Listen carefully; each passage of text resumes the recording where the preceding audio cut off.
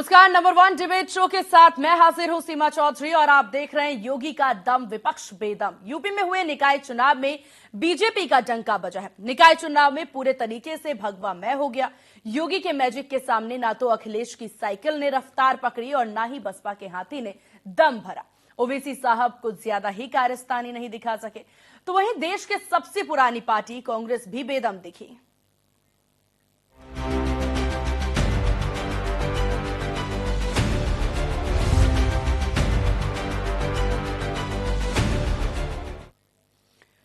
निकाय चुनाव को फतह करने के लिए बीजेपी ने पूरा दमखम लगा दिया।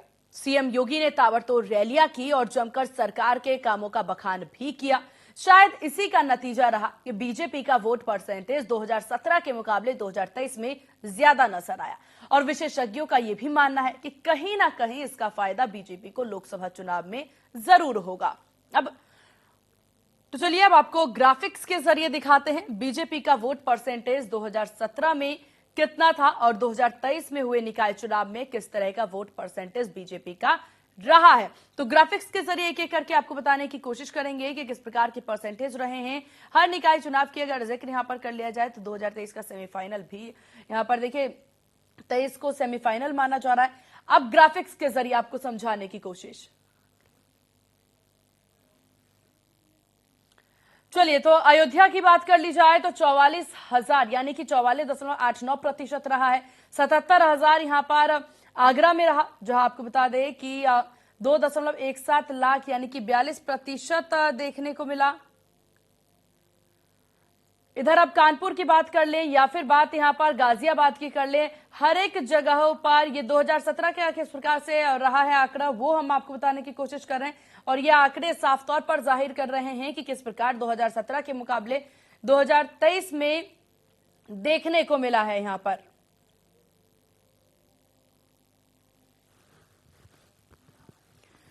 तो साफ तौर पर देखा जाए इस पूरे निकाय चुनाव को लेकर के अब देखिए अब जो तमाम पार्टियां हैं वो मंथन पर उतर आई हैं कि किस वजह से हार रहा हुआ है, वो मंथन अब किया जाए ताकि मंथन से साफ जाहिर हो सके कि हार की वजह क्या है। लेकिन साफ तौर पर वजह यही है, सवाल एक यही है कि अब पछताए का होत जब चिड़िया चुग गई खेत। हालांकि कांग्रेस जो है वो मंथन की बात कहती नजर आ रही है, जो कि साफ तौर पर सही साबित कहीं ना कहीं तरीके से देखा जाए तो कांग्रेस अगर ये कहती नजर आ रही है कि अब वो मंथन कर रही है। विधानसभा चुनाव के बाद अब नगर निकाय चुनाव में भी कांग्रेस काफी ज्यादा पीछे नजर आई है और हालांकि फिर भी कांग्रेस काफी ज्यादा उम्मीद बढ़ती नजर आ रही है क्योंकि कर्नाटक चुनाव में जीत दर्ज कराई है कांग्रेस ने। लेकिन बात हम उत्तर प्रदेश निकाय चुनाव की करेंगे।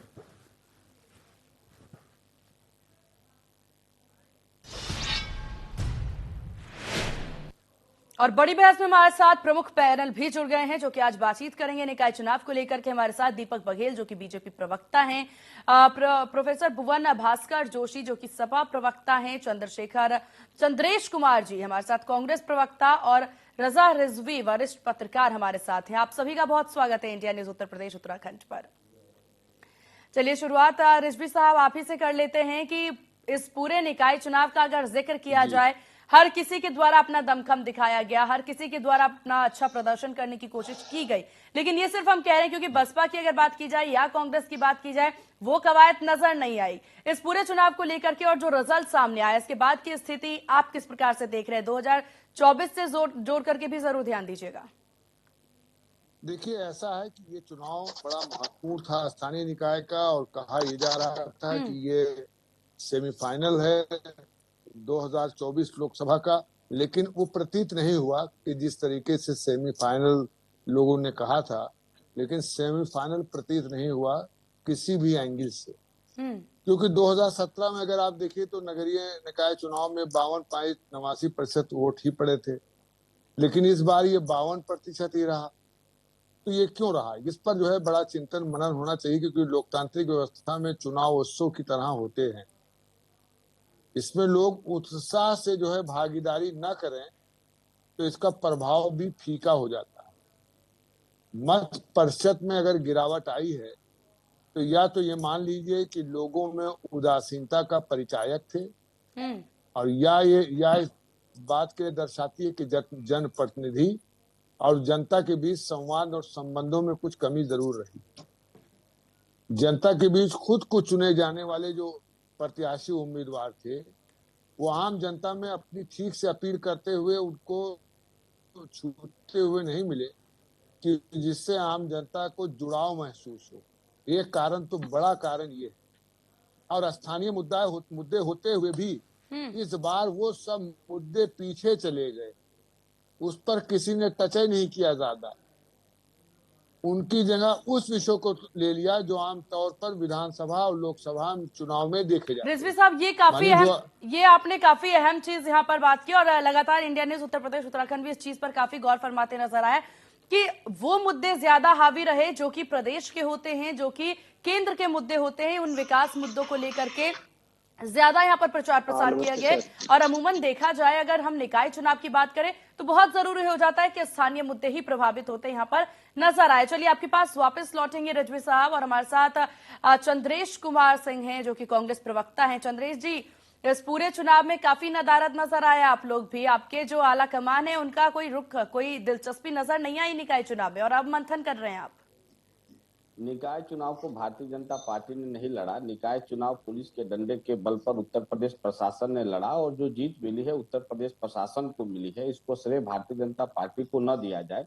भारतीय जनता पार्टी को वोट मिला होता तो भारतीय जनता पार्टी हर सीट पर जमानत जब्त कराती अपना, क्योंकि निकायों में भ्रष्टाचार का मुद्दा बहुत बड़ा मुद्दा है। सड़क का, नाली का, पुलिया का, खड़ंजा का मुद्दा है, सफाई का मुद्दा है, कुत्ता का मुद्दा है, मलेरिया का मुद्दा है। ये तमाम मुद्दों के साथ हम जनता के बीच गए, और जनता में भारतीय जनता पार्टी के प्रति नाराजगी थी।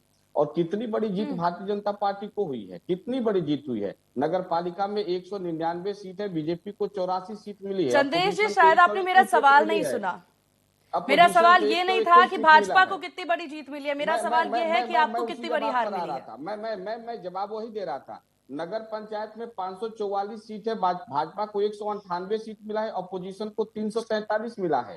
और हमने सीमित साधनों के बीच मजबूती से लड़ाई लड़ा, जनता के बीच गए। हमारे 77 पार्षद जीते हैं, नगर पालिका के 4 चेयरमैन हमने जीते हैं, नगर पालिका सदस्य 91 हमने जीता है, नगर पालिका में अध्यक्ष हमारे 14 जीते हैं, नगर पंचायत सदस्य हमारे 77 जीते हैं। और एक सबसे बड़ा इस चुनाव का मैं उदाहरण बताऊं, गोरखपुर में मेयर चुनाव में 1 लाख से अधिक वोट एक्स्ट्रा गिने गए। ये इनके चुनाव का आयाम है, और ये भ्रष्टाचार है चुनाव में। तो गोरखपुर का मेयर चुनाव बताता है कि उत्तर प्रदेश में इन्होंने कैसे चुनाव लड़े हैं, कि 1 लाख वोट एक्स्ट्रा गिन लिए गए। तो भ्रष्टाचार यहाँ पर इलेक्शन में बड़े पैमाने पर हुआ है। सीमित साधनों में विपक्ष लड़ा है, और विपक्ष को इस चुनाव में भारतीय जनता पार्टी से बड़ी बढ़त मिली है। इतना बड़ा करके न दिखाया जाए जैसे लगता है कि पूरा चुनाव ही भाजपा जीत गई। 199 नगर पालिका में 84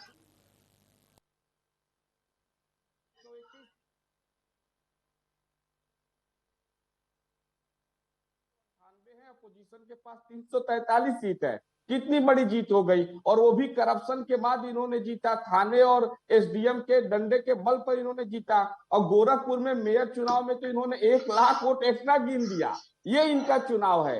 इसलिए भारतीय जनता पार्टी इस चुनाव में जीती नहीं है, विपक्ष अपोजिशन की जीत हुई है। और भारतीय जनता पार्टी का गोरखपुर मेयर चुनाव में 1 लाख एक्स्ट्रा वोट गिना जाना करप्शन को इंडिकेट करता है। तो मैडम इस नजरिए से इसको देखिए। अच्छा, और कांग्रेस के बारे में क्या जिक्र करते नजर आएंगे? कांग्रेस की, मैंने तो कहा कि कांग्रेस नहीं, सुनिए, कांग्रेस बीजेपी की आपस की टक्कर, कानपुर सीट की अगर बात कर लिए जाए चंद्रेश जी, तो काफी ज्यादा आपस की टक्कर देखने को मिलती थी। कांग्रेस हमेशा हावी होती नजर आती थी। इन चुनावों में वो हावीपन नजर नहीं आया। चुनाव में प्रियंका गांधी कहाँ थी पूरे चुनाव में? मुरादाबाद में देखने को मिला। मुरादाबाद मेयर का चुनाव आप देख लीजिए, कांग्रेस से जबरदस्त फाइट रही। कई जगहों पर हम नंबर 2 और नंबर 3 की स्थिति में रहे। और गोरखपुर का मैम जिक्र क्यों नहीं हो रहा है कि गोरखपुर में मेयर चुनाव में 1 लाख वोट से अधिक वोट एक्स्ट्रा गिन लिए गए। तो जिस चुनाव में इतना बड़ा भ्रष्टाचार सामने है, उसमें अब क्या बात कहा जाए। सही बात है। जैसे ही ये अमूमन देखा जाता है कि कांग्रेस की अगर बात कर ली जाए या यहाँ पर अन्य दलों की बात कर ली जाए, चुनाव जीते ही चुनाव, कर्नाटक में चुनाव हारी बीजेपी ने क्या कहा? हार स्वीकार किया। कांग्रेस हार क्यों नहीं स्वीकार करती? नहीं मैम, हार स्वीकार और जीत स्वीकार की बात है। जहां मैं कह रहा हूं कि गोरखपुर मेयर चुनाव में 1 लाख से अधिक वोट एक्स्ट्रा गिन दिया गया, जहां उत्तर प्रदेश का चुनाव एसडीएम और थानेदार के डंडे के बल पर निकाय का चुनाव लड़ा गया, उस चुनाव के बारे में मैं क्या कहूं? ये तो भाजपा का भ्रष्टाचार है और कुछ नहीं है।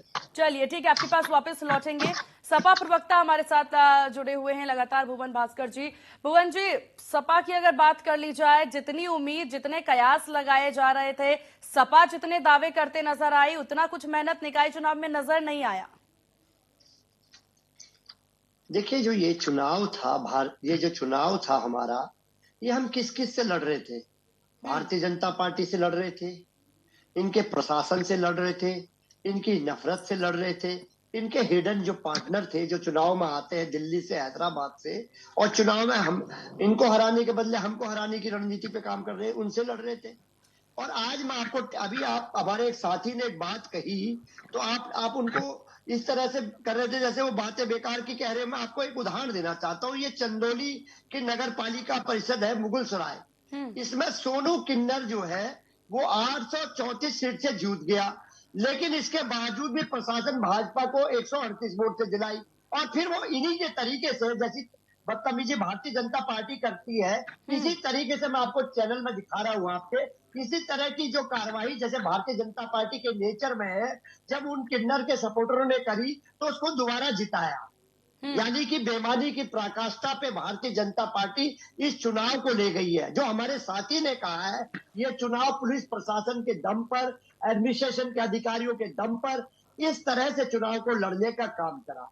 और मैं आपसे बहुत जिम्मेदारी से कहना चाहता हूँ, उत्तर प्रदेश के परिप्रेक्ष्य में कहना चाहता हूँ, नगर पालिका, नगर पंचायत में समाजवादी पार्टी पहले भी मजबूत थी, अब भी मजबूत है। और मैं ये दावा तो आंकड़ों में है कि भारतीय जनता पार्टी कितनी सीटें लाई है और भारतीय जनता पार्टी कितनी नगर परिषद जीती है। हाँ, नगर निगम में हम लोग पहले भी हमारा खाता नहीं खुला था, ये इस बार भी खाता नहीं खुला, लेकिन इस पर पार्टी चिंतन, लेकिन पूरी बात जी आप अपनी बात पूरी करें। ठीक, इस पर पार्टी अपने स्तर पर चिंतन, मंथन और समीक्षा करेगी, लेकिन इसके वीडियो है। मैं आपसे निवेदन कर रहा हूँ, आप एक वरिष्ठ पत्रकार है, आपका उज्जवल भविष्य भी है, लेकिन इस तरह की विपक्ष की बातों को इग्नोर करना ये ठीक नहीं है पत्रकारिता की दृष्टि से भी। जब हम तो सीढ़ी पर आके लाए हैं। मुगलसराय में जिस तरीके की भाषा भारतीय जनता पार्टी समझती है, उसी भाषा को समझाने का काम किन्नरों के सपोर्टरों ने करा।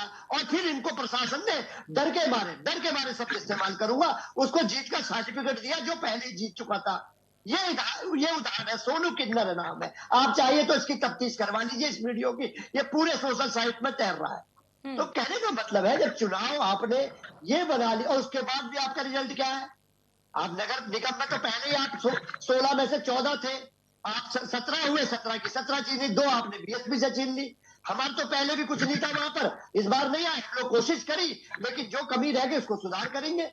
लेकिन लड़ाई कितनी बड़ी लड़ रहे हैं माननीय अखिलेश यादव जी, सब भारतीय जनता पार्टी से, धन बस से, इनके पुलिस प्रशासन से, इनकी नफरत से, इतनों के खिलाफ हम चुनाव, और इनके जो हिडन पार्टनर है जो चुनाव में आए, अब वहां पर दिल्ली से आया कोई चल के आया हैदराबाद से, और दोनों वापस चले गए विचार चुनाव लड़के, क्योंकि यहाँ तो लक्ष्य जो खाएंगे वो केवल समाजवादी पार्टी के कार्यकर्ता करेंगे, और जो संघर्ष करेंगे हमारे नेता माननीय अखिलेश यादव जी करेंगे। चलिए ठीक है, आपके पास वापस लौटेंगे। दीपक जी, आपने साफ तौर पर सुना। देखिए, हैदराबाद से आए आपके लिए सपोर्टर, दिल्ली से आए आपके सपोर्टर, और आपका सपोर्ट करके वो यहाँ से चले गए। इन सब बयानबाजी के बीच जो वीडियो यहाँ पर भुवन जी ने दिखाया, उस वीडियो के लिए आप क्या कहना चाहेंगे? सीमा जी, मैं भुवन जी को बहुत लंबे समय से सुन रहा था, तो एक चंद लाइन मेरे दिमाग में आई। दिल को दिलासा देने के लिए ये ख्याल अच्छा है समाजवादी पार्टी और विपक्ष का कि ईवीएम मुन्नी है और प्रशासन भाजपाई है। आत्म अवलोकन करने की अपेक्षा आज समाजवादी पार्टी भारतीय जनता पार्टी पर आरोप लगा रही, परंतु क्या समाजवादी पार्टी एक बार आत्म अवलोकन करेगी कि इनके राष्ट्रीय अध्यक्ष श्री अखिलेश यादव जी के बनने के बाद समाजवादी पार्टी कितने चुनाव जीती? आप 2014 से उठाइए, 2012 में स्वर्गीय श्री मुलायम सिंह यादव जी के समय पे चुनाव हुआ था, उनके नेतृत्व में चुनाव हुआ था जब समाजवादी पार्टी सत्ता के अंदर आई थी। उसके बाद में आप देखिए 14 का चुनाव अखिलेश यादव जी के नेतृत्व में हुआ, समाजवादी पार्टी 5 पे सिमट के रह गई। उसके बाद 2017 का चुनाव 2 लड़कों ने मिलकर लड़ा, समाजवादी पार्टी सत्ता से बाहर चली गई। 2019 का चुनाव फिर से 5 पर सिमट कर रह गई, और 2022 का चुनाव फिर से समाजवादी पार्टी सत्ता से बाहर रह गई। उसके बाद आप चाहे उपचुनाव में आ जाइए, विधान परिषद के चुनाव आ जाइए, चाहे खतौली की बात कर ली, ये सारे जगह पर जहां पर भी आवश्यकता हुई वहां पर समाजवादी पार्टी को जनता ने नकार दिया। क्योंकि आपने नगर निकाय के चुनाव के अंदर मुख्यमंत्री श्री योगी आदित्यनाथ जी ने एक बहुत अच्छी बात कही थी, कर्म प्रधान विश्व रचि राखा, जो जस करई सो तस फल पाता। तो जो जैसा कर्म करेगा वैसा ही फल पाएगा। दीपक जी निकाय चुनाव पर अगर नजर डाली जाए, आपने 17 में से 17 सीटें जीती, लेकिन अगर पंचायत की बात कर ली जाए, निगम की बात कर ली जाए, काफी पीछे आप भी नजर आ रहे हैं। देखिए सीमा जी, मैं कहता हूं चाहे आप नगर निगम के उदाहरण उठा लीजिए, सीटों के उदाहरण उठा लीजिए, चाहे नगर पंचायत के उदाहरण उठा लीजिए, चाहे नगर परिषद के उदाहरण उठा लीजिए, आज भारतीय जनता पार्टी ने सब में बेहतर किया है। जहां हम 16 पे पहुंचे, आज पूरे के पूरा 17 नगर निगम, 14 से 17 नगर निगम आज भारतीय जनता पार्टी के पास में। आज नगर पंचायतों की बात करें तो 204 पर जीत कराई है। 2017 के अंदर हम जहां पर 100 पर स्थित थे, आज अगर नगर पालिकाओं की बात करें तो हम 88। दीपक जी, इस चीज से आप नकार नहीं सकते, आपके काफी दिग्गजों की जमानत जब्त हुई है। देखिए, जमानत जब्त करवाने में तो कांग्रेस पार्टी ने कीर्तिमान स्थापित की है।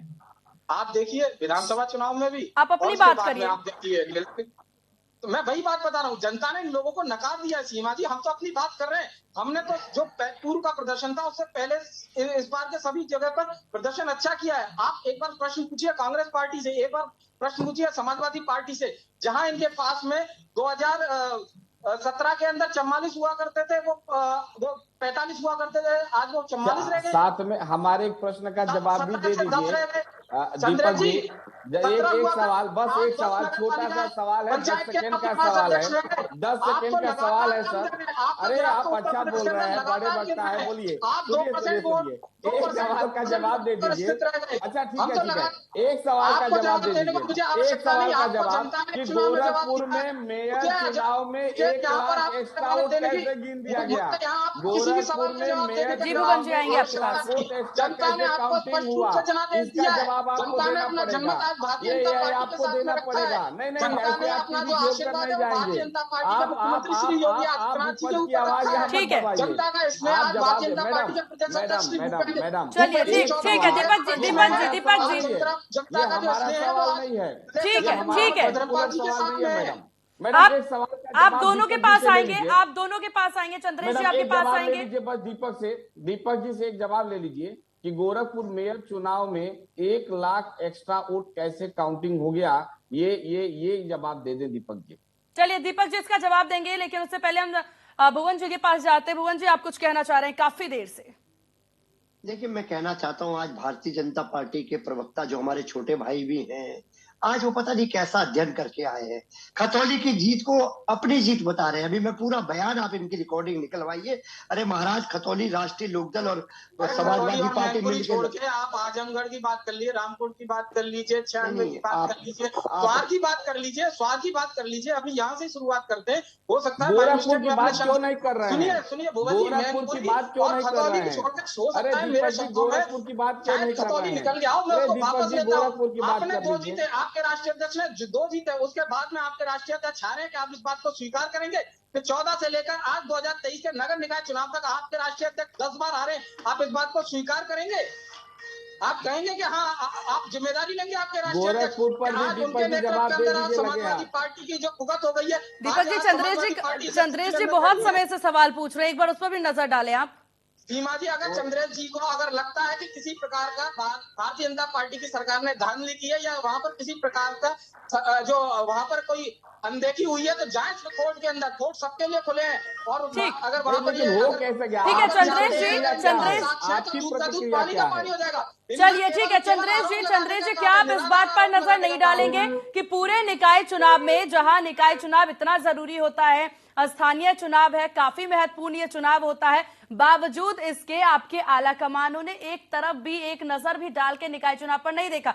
कहां थी प्रियंका गांधी, जो विधानसभा चुनाव में आकर के महिला सशक्तिकरण, गरीबों की आवाज उठाने की बात कहा करती थी, चुनाव में रहने की बात क्या करती थी, तमाम वादे किए, निकाय चुनाव में कहां थी वो?